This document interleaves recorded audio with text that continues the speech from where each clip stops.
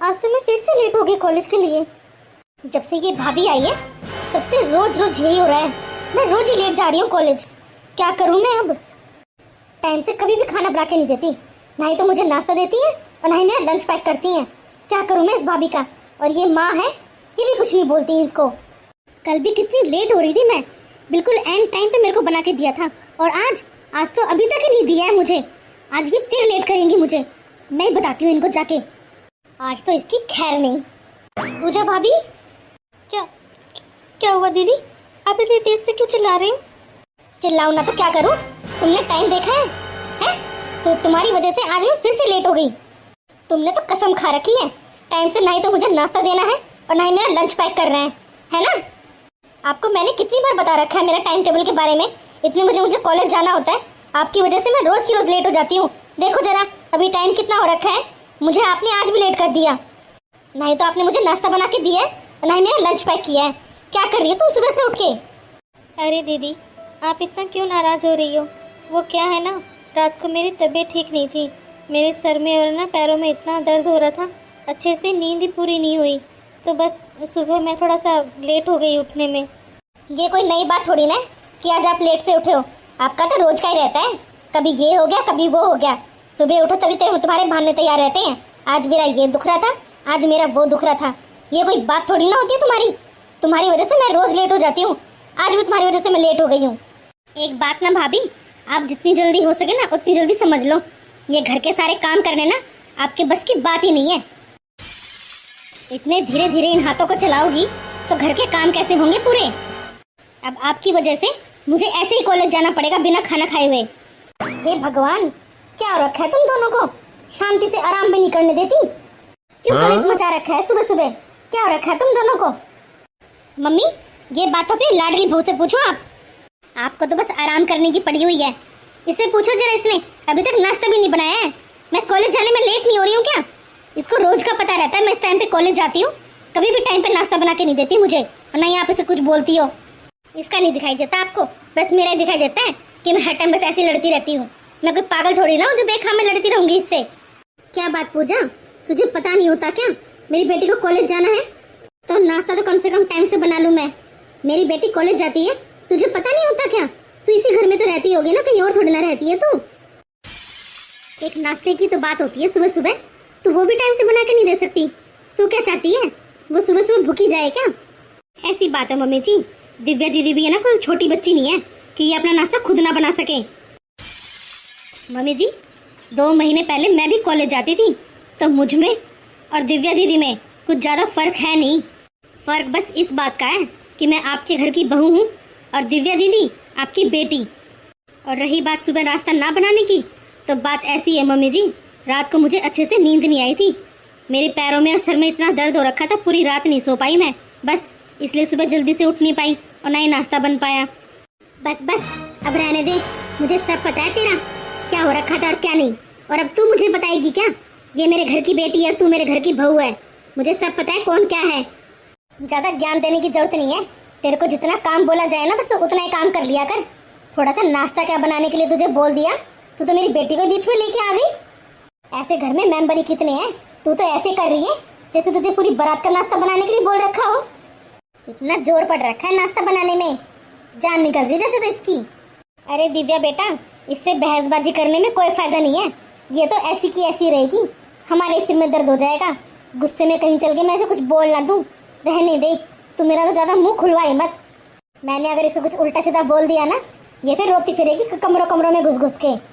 दिव्या बेटा, तू ऐसा कर, तो कैंटीन में जाके खा लेना कुछ, जब कॉलेज के लिए जाकर लेट मत कर, वरना और भी लेट हो जाएगी इसके चक्कर में। तो तू देखा मम्मी, जब तक भैया की शादी नहीं हुई थी ना, तो मैं कभी भी भूखी नहीं गई थी घर से, हमेशा नाश्ता करके जाती थी और अपना लंच भी लेके जाती थी। लेकिन जब से ये भाभी आई है तब से देख लो मम्मी क्या हो रहा है घर में। कोई नहीं, मैं तो खा लूंगी कैंटीन से लेके। बेकार कहीं की। तेरे घर वालों ने तुझे कोई संस्कार दिए भी है कि नहीं दिए? ना ही तो टाइम पे सोती है, ना ही टाइम पे उठती है, कोई भी टाइम टेबल नहीं है तेरा। टाइम से सो जाया कर ना, फिर कहाँ से तेरा सर में दर्द होगा? अगर सर दर्द इतना दुखता ही है और हाथ पैरों में दर्द रहता ही है तो अपनी दवाई लेकर सोया करना। लेकिन महारानी जी क्यों लेंगी दवाई टाइम पे, है ना? फिर बहाने कैसे भरेंगी सुबह? काम ना करूं, कैसे सोचूं, क्या बहाने दूं। अच्छा भला बहाना मिल रखा है, रोज सुबह उठ के यही बोल दिया कर, मेरा तो ये दुख रहा है, मेरा तो वो दुख रहा है, मेरे को रात को नींद नहीं आई थी अच्छे से। इतनी जान निकल रही है तेरी तो टाइम पर दवाई लेके सोया करना। ये सुबह के बहाने नहीं चाहिए मेरे को। आज तो भेज दिया मैंने मेरी बेटी को खाली पेट, लेकिन कल से नहीं भेजूंगी। कल से अपना टाइम से उठ के नाश्ता पानी बना के रख दिया कर टाइम से ही। और एक बात और बता, तेरी माँ ने तुझे खाना बनाना नहीं सिखाया क्या? तू खाना बनाना कब सीखेगी? परसों तेरी बुआ सास और तेरे फूफा जी आए थे ना, वो भी तेरे में नाम रख के गए हैं। कैसी रोटी सेक रखी थी, वो कच्ची कच्ची सी है, सारी जला रखी थी, सारी कच्ची छोड़ रखी थी। और वो दाल दाल तो ढूंढनी पड़ रही थी, पानी अलग और दाल अलग कर रखी थी। तेरे को दाल भी बनानी नहीं आती, सारा पानी पानी कर रखा था। दाल में तो छोक कहीं दिखाई नहीं दे रहा था। इतने नाम रख के गए हैं वो दोनों के दोनों। ऐसे भी कोई खाना बनाता है क्या? है, मेरी बेइज्जती करवा के रख दी तूने, तो नाक कटवा दी तूने मेरी। मम्मी जी, बुआ जी और फूफा जी के सामने आपने मेरी इतनी बेइज्जती कर तो दी थी, कौन सी कसर छोड़ी थी आपने उस दिन, जो अब भी मुझे आप सुनाए जा रहे हो उस बातों को? हाँ, देख जरा कैसे जुबान लड़ा रही है मेरे से। जुबान तो चाहे कितनी लड़वा ले इससे, कैंची की तरह कचकच चलती रहती है। जैसे तेरी जबान चलती है ना कैंची की तरह कचकच, वैसे इन हाथों को चला लिया कर काम करने के लिए, जो जल्दी हो जाए काम। अरे जबान छेद नहीं रह के इन हाथों को चला ले। नाश्ता बना दे या हमारा भी व्रत रखवाएगी तू? मेरी बेटी को तो भेज दी तूने खाली पेट, अब हमें भी खाली पेट रखेगी क्या? दोबारा नहीं आना पड़े मुझे रसोई में, चुपचाप से नाश्ता बना दे सबके लिए। सुबह पहले उठते बस कलेश शुरू हो जाते हैं। मैं तो इसकी कलेशों से इतनी परेशान हो रखी हूँ, आराम से आराम भी नहीं करने देती मेरे को, बैठने भी नहीं देती है आराम से। इसका तो रोज का ही हो गया ये सुबह सुबह का। नाश्ता तो बाद में देती है, पहले कलेश परोस के दे देती है थाली में हमको। लो इसी से पेट भर लो। ऐसे ही खानदान से आई होगी जहाँ इसके घर में रोज सुबह यही होता होगा, जब तो यहाँ पे रोज यही खिंडाती रहती है नाश्ते के टाइम पे। बेकार कहीं की आई बड़ी नाश्ते वाली, मेरी बेटी के लिए नाश्ते भी नहीं दी। दोनों की दोनों माँ बेटी। अलमीरा में सारे कपड़े ऐसे ही पड़े हुए थे ऊपर नीचे। चलो ये कपड़े तो फोल्ड हो गए, ये थोड़े से बचे हैं, इनको भी फोल्ड कर ही देती हूँ। पूजा, ए पूजा बहू, कहाँ घुस के बैठी है? जी मम्मी जी, मैं रूम में हूँ। तू रूम में क्या कर रही है? शाम के 4 बज गए, इस रूम से बाहर निकलेगी कि नहीं? वो क्या है ना मम्मी जी, थोड़ा सा काम हो गया था मुझे।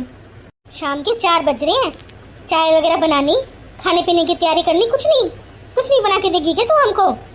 मेरी बेटी कॉलेज से आती होगी, तूने अभी भी कुछ नहीं बना रखा। सुबह भी वो खाली पेट गई थी। तू क्या चाहती है, वो आकर भी कुछ ना खाए? सुबह तो उसने कैंटीन से पता नहीं कुछ खाया भी है कि नहीं खाया, कहीं पूरे दिन खाली पेट हो। अब तो कम से कम घर में बना के रखना कुछ, अगर नहीं खाया होगा तो आके खा लेगी। और वैसे भी खाने का टाइम तो हो रखा है, चाय नाश्ता कुछ तो बनाएगी उसके लिए। तेरा बस चले, तू तो उसको फोन करके कह दे कि वहीं से करके आ जाना अपना डिनर भी। और क्या है ये कपड़े, काम के टाइम पे इन कपड़ों को लेके बैठ गई तू? तुझे मैंने कितनी बार बोल रखा है, काम के टाइम पे काम मत खिंडाया कर बेफालतू के। तू क्यों लेके बैठी इन कपड़ों को यहाँ पे? वो मम्मी जी, अलमीरा है ना बहुत गंदी हो रखी थी, मैंने सोचा अभी टाइम है थोड़ा सा, तो इन कपड़ों को अच्छे से फोल्ड करके लगा देती हूँ। अपने ऐसे इन फालतू कामों को ना, घर के सारे काम खत्म हो जाए ना रात को, तब आया कर अपने रूम में, और तब जो जाया कर। काम के टाइम पे लेके बैठ गई ताकि काम ना करना पड़ जाए कुछ।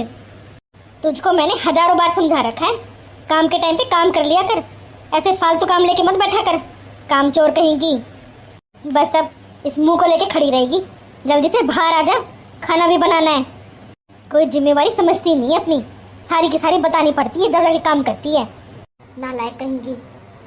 3 महीने हुए हैं बस मेरी शादी को, और कितनी जिम्मेदारी आ गई है मेरे ऊपर।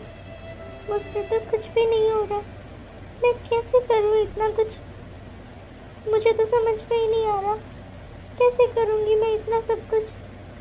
मैंने मेरे घर में आज तक कभी इतना काम किया ही नहीं, यहाँ पर एक साथ इतना सारा काम, मुझसे तो कुछ भी ढंग से हो ही नहीं रहा। ऐसा करती हूँ, मम्मी से बात कर लेती हूँ। Hello mummy. पूजा, क्या बात है बेटा, तेरी आवाज ऐसे कैसे हो रही है? इतनी उदास सी क्यों लग रही है तू? क्या बात होगी बेटा, मन नहीं लग रहा क्या तेरा वहाँ पे? मम्मी, मुझसे इतना सारा काम नहीं होता, और ये लोग हमेशा मुझ पे गुस्सा करते रहते हैं। कभी भी आराम से बात नहीं करते मेरे से। मुझसे खाना भी अच्छे से नहीं बनता और कोई अच्छे से काम भी नहीं हो पाता।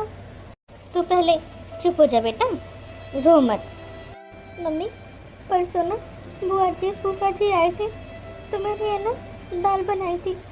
मुझसे वो दाल अच्छे से नहीं बन पाई तो मम्मी जी ने है ना मेरी उन लोगों के सामने ही इतनी बेइज्जती कर दी, बहुत ज़्यादा। और तो और मम्मी, मेरी जो ननंद है ना मुझसे जलती रहती है, हर टाइम कोई ना कोई बहाना ढूंढवाई लेती है ऐसा जिससे मुझे डांट पड़े। हर टाइम मुझे डांट पड़वाती रहती है। दोनों माँ बेटी लग के मम्मी मुझे इतना डांट मारती है। एक तो सास थी, ननद भी सास जैसी हो गई है, मेरी तो दो सास हो गई। तू पहले चुप हो जा बेटा।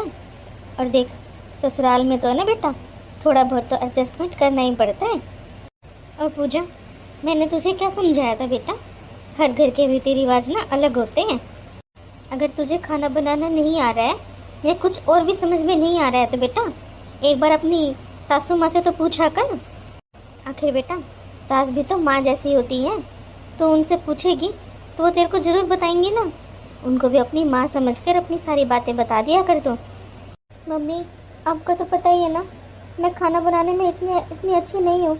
मुझे नहीं आता खाना बनाना, नहीं मुझे दाल बनानी आती है इतनी अच्छे से, आपको तो सब पता है।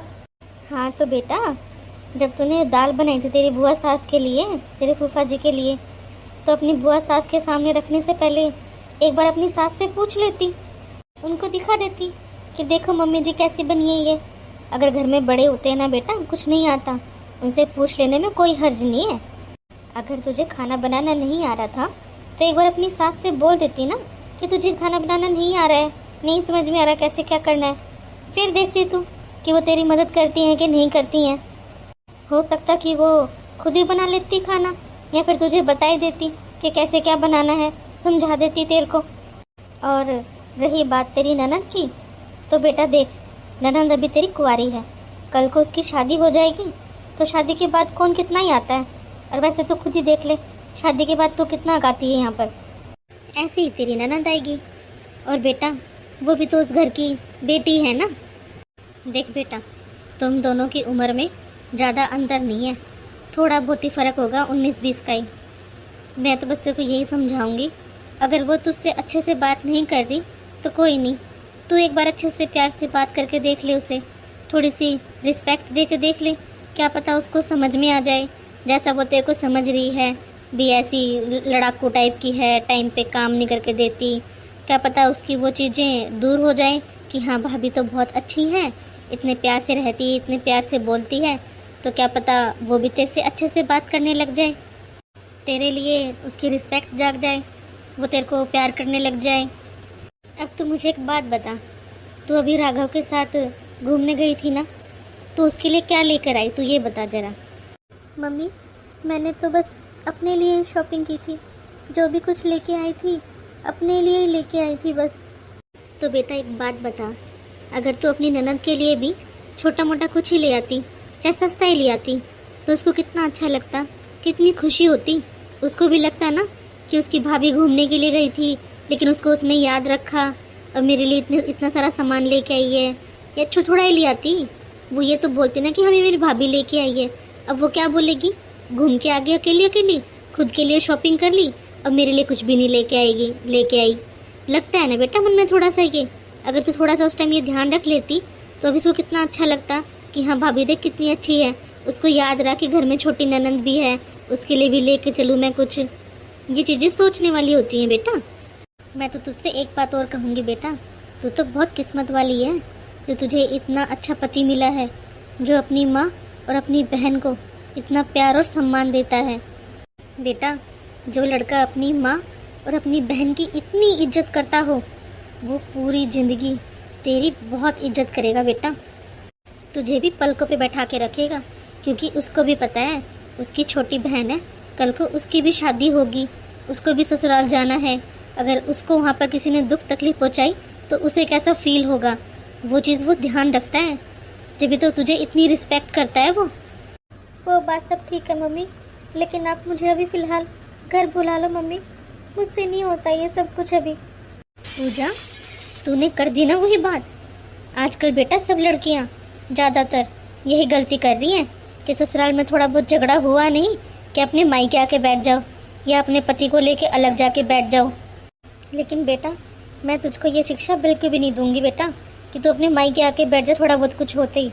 बेटा, आजकल कोई भी घर ऐसा नहीं है जहाँ पर ये छोटी मोटी लड़ाई झगड़े ना होते हो। फिर बाद में माएँ बदनाम होती हैं कि हाँ, बहू को माँ ने सिखाया होगा, वही घर पढ़वाने वाली होती हैं। मैं तो तुझे ये शिक्षा नहीं दूंगी बेटा। हाँ, लेकिन ज़्यादा अगर अत्याचार होता है वो सहना भी सही नहीं है, लेकिन ये छोटी मोटी तो बेटा हर घर में होती रहती हैं। इसके चलते ये थोड़ी ना है तू नाराज़ होकर तू अपने मायके आके बैठ जाएगी।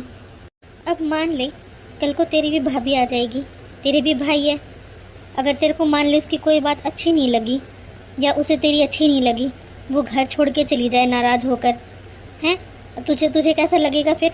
तेरे भाई को छोड़ के चली जाए, हमें छोड़ कर चली जाए, या फिर बोल दे अपने को पति को कि हाँ भाई अपने पेरेंट्स से अलग हो जाए, वो हमसे अलग होकर रहने लग जाए, तो सोच जरा हम बूढ़ा बूढ़ी के ऊपर क्या असर होगा हमारे ऊपर, हैं? हम तो दुखी हो जाएंगे ना। वैसे तेरे सास ससुर हैं बेटा, अगर छोटा मोटा झगड़ा होता भी है तो बैठ के बोल के बतला के सुलझाओ उस चीज़ को, ज़्यादा लंबा भी नहीं खींचना चाहिए। अलग होके बैठ जाएगी तो उनको कैसा लगेगा? वो भी तो एक लौता ही तो है अपने माँ बाप के। ये चीज़ बिल्कुल भी सही नहीं होती बेटा कि छोटे मोटे झगड़े हुए और अपने मायके चले जाओ। ये मैं बिल्कुल भी तेरे को नहीं बोलूँगी बेटा कि तू यहाँ पर आ जाए। तू राजी खुशी आ जा, मैं तेरे को बुला लूँगी, तेरे भाई को भेज दूँगी, लेकिन ऐसे छोटे मोटे लड़ाई झगड़ों पे नाराज़ होके मैं तो नहीं बुलाऊँगी बेटा फिर तेरे को। अपनी जिम्मेदारियों से पीछे नहीं हटते बेटा, तेरे माँ बाप अभी जिंदा हैं, तू आ राजी खुशी आ, लेकिन इस तरीके से नहीं बेटा। अपनी जिम्मेदारी से छोड़कर भाग कर नहीं आते उनको, और ये छोटे बहुत रीति रिवाज तो ऐसे चलते रहते हैं घर घर में। अभी तेरी नई नई शादी हुई है बेटा, तेरी शादी को टाइम ही कितना हुआ है घर वालों को समझने में, वो तेरे को समझेंगे तो उनको समझेगी, उन चीज़ों में थोड़ा बहुत टाइम लगता है बेटा। थोड़ा बहुत एडजस्टमेंट तो हर किसी को करना पड़ता है, हर किसी के साथ।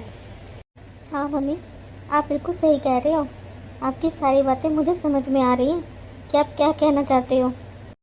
हाँ मम्मी, आप ये बात भी सही कह रही थी कि ये है ना बहुत अच्छी हैं, बहुत रिस्पेक्ट करते हैं सबकी। पूजा बेटा, थोड़ा समय दे सबको, सब ठीक हो जाएगा, सब अच्छा हो जाएगा। और हाँ, अगर तेरा ज़्यादा ही मन कर रहा है ना यहाँ पर आने का, तो मैं तेरे भाई को भेज दूँगी कल ही, तू आ जाना, आराम से रह के जाना, मैं बात कर लूँगी तेरी सास से। वैसे भी हम दोनों माँ बेटियों को बैठ के बात करे हुए काफ़ी दिन हो गया, हम भी दोनों गप्पे शप्पे मार लेंगे। हाँ मम्मी, ठीक है। अच्छा मम्मी, मैं अब फ़ोन रखती हूँ। भाभी, दीदी आप आ गए कॉलेज से? सॉरी दीदी, मैं थोड़ी सी लेट हो गई, मैं बस अभी बाहर आ ही रही थी। आपके लिए खाना बना देती हूँ, आप सुबह भी कुछ खाना खा के नहीं गए थे ना? वो अभी है ना, मम्मी का फ़ोन आ गया था, बस बात करने में थोड़ी सी लेट हो गई, सॉरी दीदी। अरे भाभी, आप सॉरी मत बोलो, सॉरी तो मुझे बोलना चाहिए आपको। मैंने सुबह कितना गंदा बिहेव करा आपके साथ, कितना गुस्सा कर रही थी मैं आपके ऊपर, सॉरी भाभी। वो क्या है ना भाभी, सुबह कॉलेज के लिए लेट हो गई थी ना मैं, तो बस उसका गुस्सा था और वो गुस्सा आपके ऊपर निकल गया। एक्सट्रीमली सॉरी भाभी मेरे ऐसे बिहेव के लिए, मुझे आपसे इतनी रूडली बात नहीं करनी चाहिए थी। और वैसे भी भाभी, आप ठीक कह रहे थे, मुझे आपकी हेल्प कर देनी चाहिए, आखिर मुझ में और आप में फ़र्क थोड़ी ना है। जब आप घर का सारा काम कर सकते हो तो मैं अपने लिए तो नाश्ता बना ही सकती हूँ ना। और हाँ पूजा बहू, तो मुझे भी माफ़ कर दे बेटा, मैंने सुबह तेरे ऊपर ऐसे ही चिल्लाया इतना सारा। मुझे समझना चाहिए था कि तू मेरी दिव्या की उम्र की जितनी ही तो है, जैसी मेरी दिव्या है वैसी ही तू है। तेरी शादी को कितना टाइम हुआ है, आखिर तू कैसे संभालेगी इतने बड़े घर को, सारे काम को अकेले, वो भी मुझे तेरी हेल्प करनी चाहिए थी, लेकिन मैं तेरी हेल्प करने की बजाय तेरे ऊपर इतना चिल्लाई, इतना गुस्सा किया मैंने तेरे ऊपर। सॉरी बेटा, मुझे माफ़ कर देना। कोई बात नहीं मम्मी जी, आप बड़े हो मुझसे, आप माफ़ी मत मांगो। और हाँ पूजा बहू, आज तो खाना बनाने की टेंशन बिल्कुल ही मत ले, आज तेरे खाना बनाने से छुट्टी, आज खाना मैं बनाऊंगी सारा। क्यों मम्मी जी, मुझे खाना अच्छे से बनाना नहीं आता इसलिए क्या? नहीं नहीं बेटा, मैं तो ये भूल ही गई थी, तुझ में और दिव्या में कितना एक फ़र्क है बेटा, उसे तो कुछ भी करना नहीं आता, तू कम से कम इतनी कोशिश तो कर रही है, अपनी रिस्पॉन्सिबिलिटी तूने संभाल तो रखी है, करने का ट्राई तो करती है। मैं ही भूल गई थी बेटा कि तू मेरी बेटी की उम्र की है, तुझ पे सब कुछ मैंने बर्डन छोड़ दिया था। लेकिन अब नहीं बेटा, अब करोगी, अगर तू काम करेगी भी ना तो मैं तेरे साथ लग के करवाऊंगी। तुझे कुछ काम अगर नहीं आएगा ना तो तू मुझसे पूछ सकती है बेझिझक होके, मैं तेरी पूरी हेल्प करूंगी। और बेटा, गुस्से गुस्से में अगर तुझे मैं कुछ ज़्यादा बोल गई हूँ तो मैं तेरे से दोबारा से माफ़ी मांगती हूँ, मुझे माफ़ कर देना बेटा अपनी माँ समझ के। कोई नहीं, छोड़ो ये सब कुछ, अब तो सब मिल के काम करते हैं। चलो सब हैप्पी होके और चाय पीते हैं चल के बाहर। ठीक है, तो आज सबके लिए चाय मैं बनाती हूँ। चलो चलते हैं बाहर, चाय पियेंगे बाहर बैठ के मज़े से सब। अब सब कुछ हैप्पी हैप्पी है इस घर में।